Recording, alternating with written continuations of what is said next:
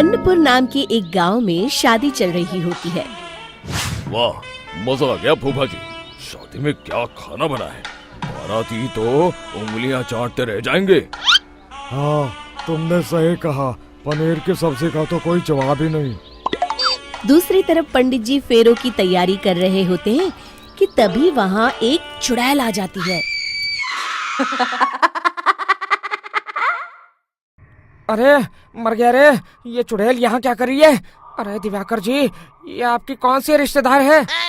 अरे मुझे क्या पता, क्यों भाग्यवान, कहीं ये तुम्हारे मायके से तो नहीं आई है?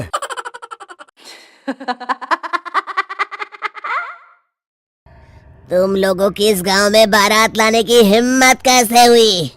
मेरे रहते इस गांव में किसी की शादी नहीं हो सकती। अब तुम लोग देखो मैं क्या करती हूँ।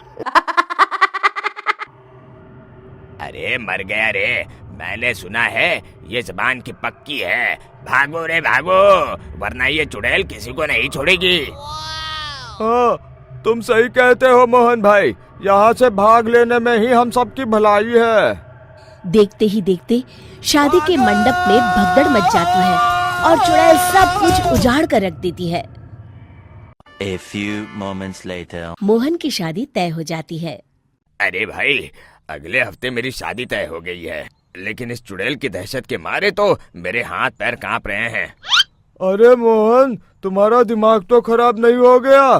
तुम अपने साथ साथ हम सब गांव वालों को भी बलि का बकरा बनाना चाहते हो? उस चुड़ैल के रहते तुमने अपनी शादी के बारे में सोच भी कैसे लिया? देखो गोपाल, डर तो मुझे भी लग रहा है, लेकिन उस चुड़ैल के डर से मैं जिंदगी भर कुंवारा तो नहीं रह सकता। तभी वहाँ मोहन के होने वाले ससुर आ जाते हैं। अरे ससुर जी, आप देखो, अब तक मैं तुम्हारा ससुर बना नहीं हूँ और शायद बनूंगा भी नहीं। ये आप क्या कह रहे हैं? मैंने तो शादी का कोड भी सिलवा लिया है। मैं अपनी बेटी की शादी किसी अच्छे गांव में कराना चाहता हूँ। तुम्हारा गांव तो भूतिया गांव है। मैं तो क्या, अब तो कोई भी अपनी लड़की इस गांव वालों को नहीं देगा। इस तरह चुड़ैल के डर से उस गांव में किसी की भी शादी नहीं हो पाती। फिर एक दिन गांव के जमींदार अपनी बेटी की शादी करने का विचार करते हैं, लेकिन चुड़ैल के डर से उनकी भी हिम्मत जवाब दे देती है। अगर मेरी बेटी की शादी तय समय से नहीं हुई तो मेरी नाक कट जाएगी। मुझे कुछ करना ही होगा।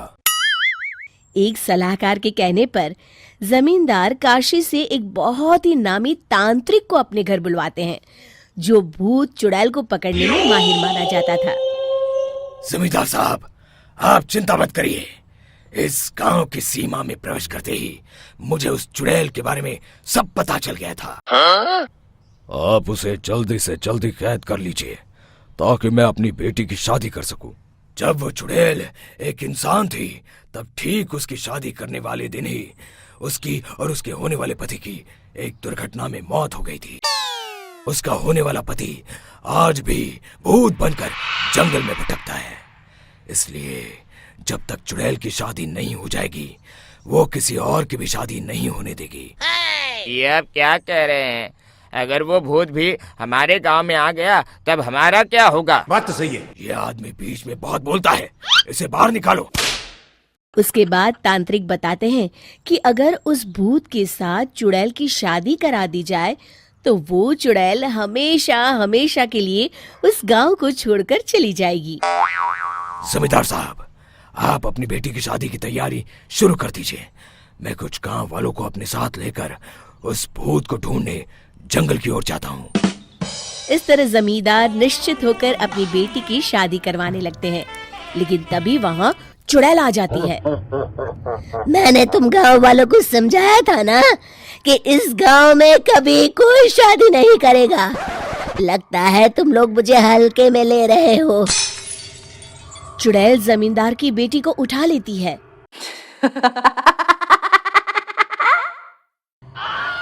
अब देखती हूँ बिना दुल्हन के तुम लोग शादी कैसे करोगे।